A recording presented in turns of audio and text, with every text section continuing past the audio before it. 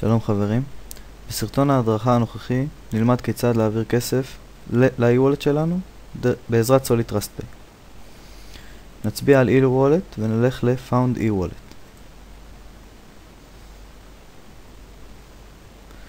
שימו לב שיש עמלה של 5% בכל הטענה של ה-e-wallet.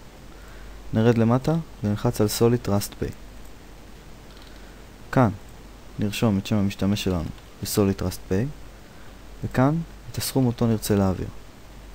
שימו לב שכאן הוא מחשב לי כמה יצא 5% עמלה. $3.70, וסך הכל הארנק שלי יטען בעוד $70.30. נלחץ על Proceed. כאן מגיע לי צילום מסך של הוראות מה לעשות בחשבון ה-Solid Trust Pay. Send money to username, אנחנו נרשום Banners Broker. חברים, שימו לב, זה מאוד חשוב לשים לב לזה, לרשום Banners Broker. לא לטעות בזה, מפני שנפתחו הרבה חשבונות פיקטיביים שיכולים לעקוף את הטעויות שלכם בעניין הזה, כמו למשל Banner Broker או Banner Brokers וכדומה. שימו לב לרשום Banners Broker, אחרת הכסף יעבור למישהו אחר. Amount to transfer, הסכום שאותו תרצו להעביר, במקרה שלי $74. בנוטס חשוב מאוד לרשום את שם המשתמש שלכם ב-Banners Broker. נלחץ על Proceed. עכשיו הוא ישלח אותנו לדף שלנו ב-Solid Trust Pay. אנחנו נלך ל-My Money, Transfer Dollars to Others, Send Money to Username, Banners Broker. חשוב מאוד, שוב, Banners Broker. Amount to transfer $74. בנוטס חשוב לרשום את שם המשתמש שלכם ב-Banners Broker ואת הסיסמה השנייה שלכם.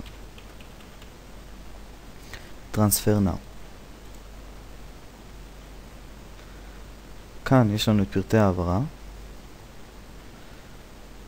התגובה שרשמנו את שם המשתמש ב-Banners Broker, סכום העמלה שאותה משלמת Banners Broker, הסכום שהעברנו ולמי העברנו. נלחץ על Confirm Transfer. זה הכל.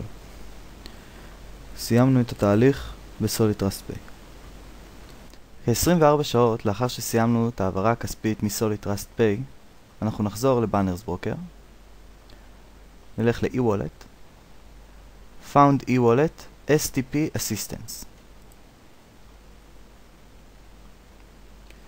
כאן אנחנו נרשום את שם המשתמש שלנו ב-Solid Trust Pay.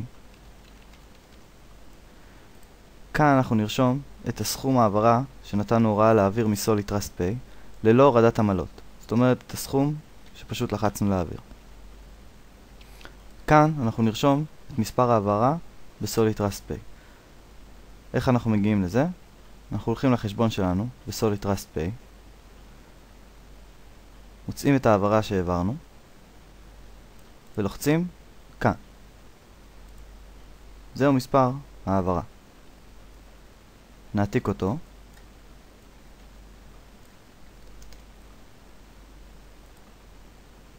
נדביק אותו כאן.